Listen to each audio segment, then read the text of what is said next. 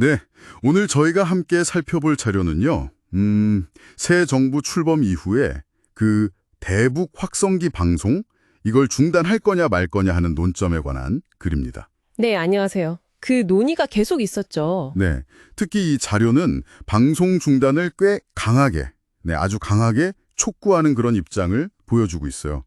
그래서 이번 분석에서는요, 이 자료가 왜 그렇게 주장하는지, 그러니까 그 핵심 논리나 근거가 뭔지 이걸 좀 명확하게 파악해 보려고 합니다. 네, 중요하죠. 주장의 배경을 아는 게. 네, 여러분께서도 이 복잡한 사안의 한 측면, 특히 이 자료가 제시하는 그 관점을 좀 깊이 이해하시는데 도움이 되었으면 합니다.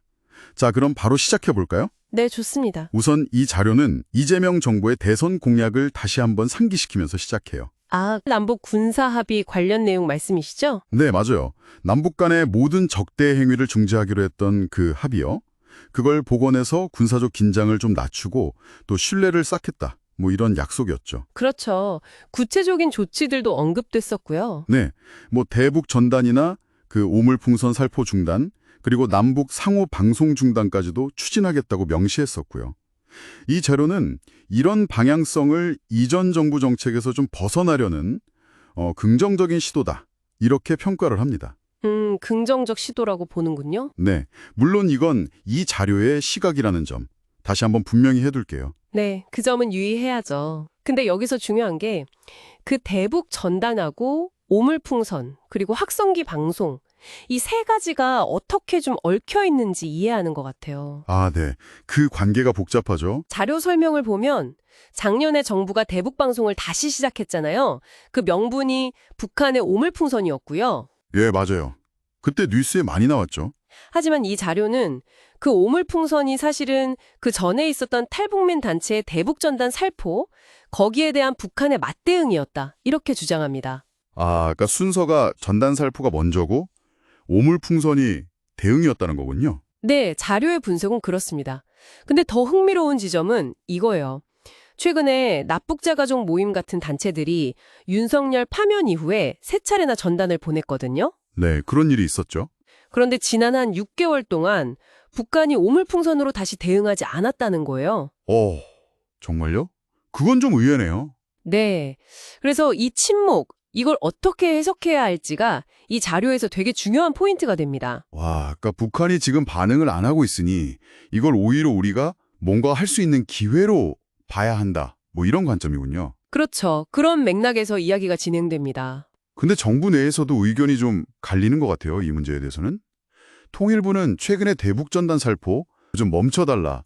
이게 긴장만 만들고 주민 안전도 위협한다. 이렇게 강하게 요청했잖아요. 네, 통일부 입장은 그랬죠. 자료는 이걸 뭐 긍정적인 변화로 보긴 하는데 그러면서도 좀 더 확실한 행동을 바라는 그런 눈치예요. 맞습니다. 말만이 아니라 실제 조치를 원하는 거죠. 반면에 합동참모본부 입장은 좀 더 신중하죠. 아, 합참은 다르군요. 네, 대북방송 중단은 북한 행동을 보고 결정할 문제다.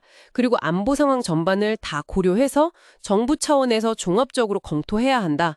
뭐 이런 기존 입장을 계속 유지하고 있어요.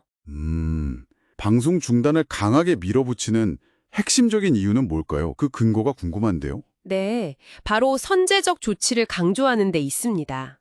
아까 말씀드린 것처럼 북한이 최근 우리 측 전단 살포에 대응을 안 하고 있으니 이 기회를 좀 활용하자는 거죠. 아, 북한이 조용할 때 우리가 먼저. 네, 우리가 먼저 시작한 측면도 있으니 우리가 먼저 멈춰서 상황을 한번 바꿔보자.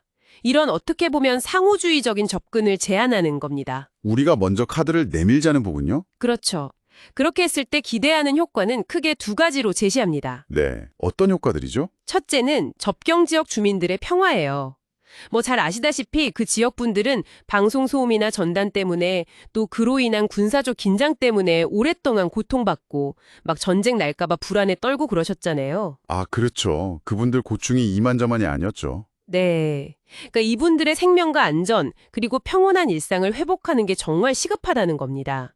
이게 첫 번째고요. 네. 그건 정말 중요한 문제네요. 둘째는 조금 더 민감할 수 있는 부분인데요. 이 자료는 군 내부의 어떤 특정 세력, 이 자료의 표현을 그대로 빌리자면 내란 세력이라는 표현까지 쓰는데 와, 내란 세력이요?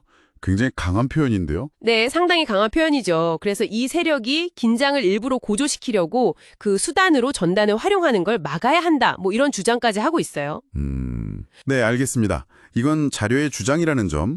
어쨌든 결국 이 자료는 대북 방송하고 전단 중단, 이게 그냥 각각의 문제가 아니라 더 큰 목표, 그러니까 9.19 남북 군사합의 복원으로 나아가기 위한 필수적인 첫걸음이다. 이렇게 보는 거군요. 정확합니다. 딱 그 지점이에요. 그래서 가능한 한 빨리 이걸 이행해야 한다. 이렇게 주장하는 거고요. 네, 조속한 이행을 촉구하는 거죠.